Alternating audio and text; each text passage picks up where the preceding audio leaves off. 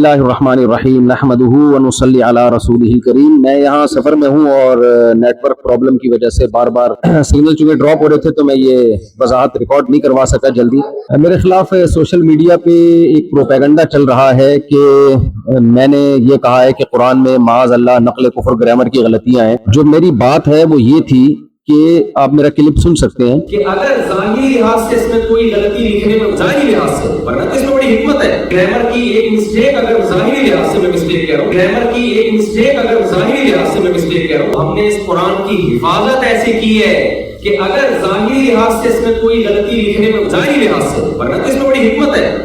ہوئی بھی ہے، ہم نے اس کی بھی کریکشن کی کسی کو اجازت نہیں دی، جو ہے جیسے لکھا گیا ایز اٹ از چلا رہا ہے۔ بڑے بڑے ابھی گرامر کے بارے میں آئے انہوں نے بتایا سینٹینس میں تنوین نہیں آتی، دو زبر دو سے دو پیش نہیں آتے، آپ نہیں آتے، یہاں آئے ہوئے ہیں، پتہ نہیں کیوں آئے ہیں، بھائی اس کو لکھا ہی ایسے تھا۔ جس کتاب کی میرے بھائی ایسے حفاظت ہوئی ہو کہ اس کی گرامر کی ایک مسٹیک اگر ظاہری لحاظ سے میں مسٹیک کہہ رہا ہوں ہوئی ہے، اس کو ٹھیک کرنا کسی کے لیے ممکن نہیں ہے، تو جو ٹھیک آئے تھے ان کو کون چینج کر سکتا ہے؟ قرآن مجید میں لنسفام بالناصیہ یہ لفظ عام قاعدوں سے ہٹ کر ہے۔ عام قاعدوں میں یہ ہوتا ہے کہ جب آپ فعل کو لکھتے ہیں تو عین نون زبر عن کے ساتھ لکھتے ہیں، الف نہیں لکھتے، عام قاعدہ۔ تو صحابی رسول نے اس کو عام قاعدے کے خلاف لکھا ہے، تو اس عام قاعدے کے خلاف کو میں نے یوں کہا ہے ظاہری لحاظ سے گرامر کی غلطی ہے، ظاہری لحاظ سے، ظاہر کا لفظ بتا رہا ہے کہ حقیقت میں نہیں ہے،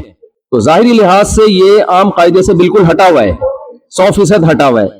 یوں کہا ہے۔ تو اس میں ہو سکتا ہے مجھ سے تعبیر میں غلطی ہوئی ہو، اگر کوئی یہ سمجھتا ہے کہ میری تعبیر ٹھیک نہیں تھی یا یہ بات عوام کے سامنے کرنے کی نہیں ہے، ان کا مینٹل لیول اتنا اونچا نہیں ہے، وہ یہ سمجھیں گے گویا کہ قرآن میں غلطی ہے، تو میں اپنے الفاظ پہ معذرت کرتا ہوں اور میں اپنے ان الفاظ سے رجوع کرتا ہوں۔ لیکن میرا منشا ہرگز ہرگز ہرگز قرآن مجید کی توہین نہیں ہے، کیونکہ میرا پورا بیان قرآن کی تصدیق پہ ہو رہا ہے، قرآن کی صداقت پہ ہو رہا ہے۔ اس کا ایک ایک لفظ جو ہے وہ لوح محفوظ میں محفوظ ہے اور اسی کے مطابق لکھا گیا، اسی کے مطابق پڑھا گیا، اور اللہ کی ذات سے نکلا ہوا کلام ہے۔ تو سوچئے کہ جو شخص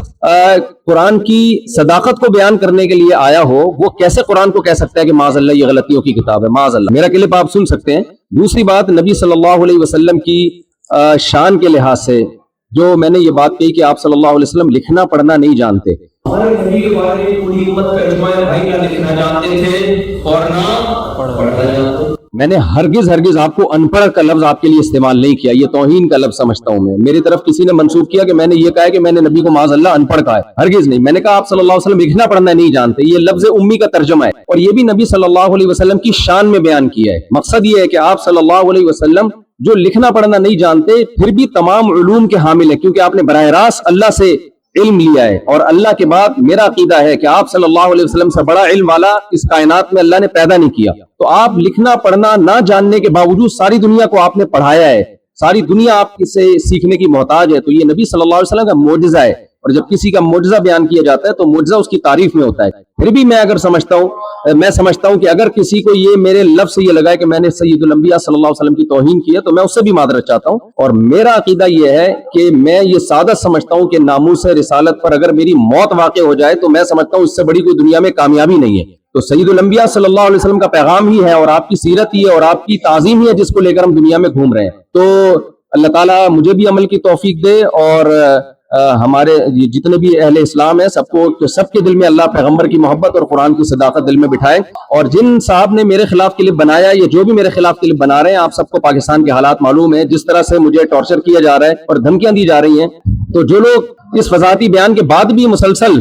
میرے خلاف کلپ بازی کریں گے تو میں سمجھتا ہوں کہ اگر میری ذات کو کوئی نقصان ہوا تو اس کے ذمہ دار پھر وہ لوگ ہوں گے جو میرے خلاف منفی پروپیگنڈا کر رہے ہیں۔ وما علینا الا البلاغ۔ السلام علیکم ورحمۃ اللہ۔